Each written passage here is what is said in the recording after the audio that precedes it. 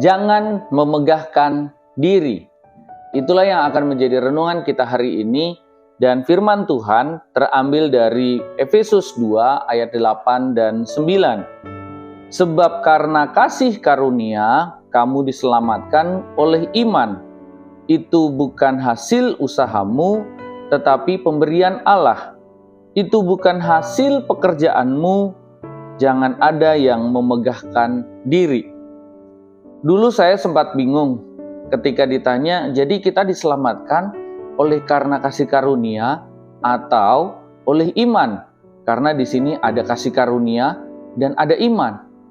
Nah, sebelum kita bahas itu, kita tentu harus ingat bahwa ternyata ada pengorbanan yang begitu besar yang Yesus telah lakukan supaya kita semua diselamatkan. Itulah kasih karunia.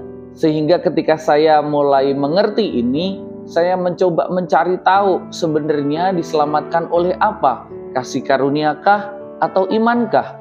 Nah, kita baca yuk dari versi firman Allah yang hidup. Karena kemurahannya, saudara diselamatkan karena iman kepada Kristus. Bahkan iman itu pun bukan dari saudara sendiri, melainkan juga merupakan suatu karunia dari Allah.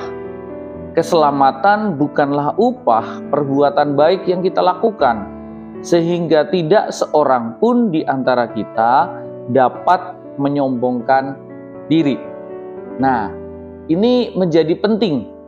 Kenapa? Karena dari ayat ini saya menjadi mengerti bahwa perbuatan baik, perbuatan yang kita sudah lakukan, pahala, amal, apapun itu, tidak dapat menyelamatkan hidup kita.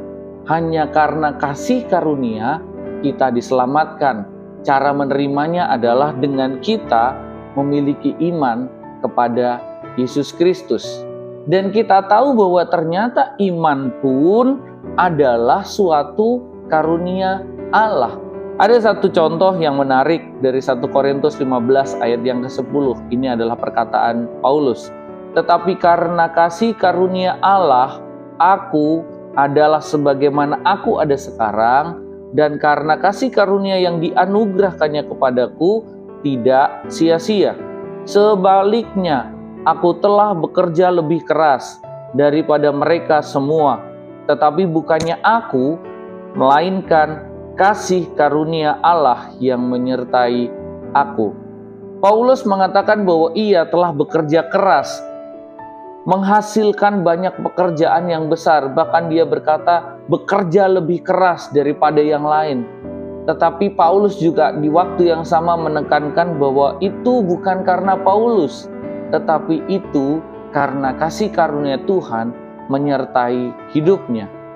Jadi ternyata kasih karunia juga bukan hanya berlaku untuk diselamatkan saja, tetapi ketika kita mampu melakukan hal-hal yang besar dalam pekerjaan kita, ketika kita mampu melakukan hal-hal yang ajaib dalam pelayanan kita, itu semua juga adalah kasih karunia. Ingat, bukan karena hasil usahamu, bukan karena perbuatan baikmu, tetapi semua karena kasih karunia. Untuk itulah firman Tuhan hari ini mengingatkan kita bahwa jangan engkau memegahkan diri. Jangan engkau menjadi sombong ketika engkau terima keselamatan. Jangan engkau menjadi sombong ketika ada banyak berkat yang Tuhan percayakan. Jangan engkau menjadi bermegah ketika banyak hal-hal yang ajaib menyertai pelayananmu. Tetapi hari ini ingat, semua karena kasih karunia.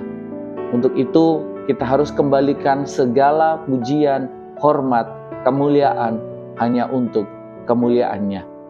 Tuhan Yesus memberkati.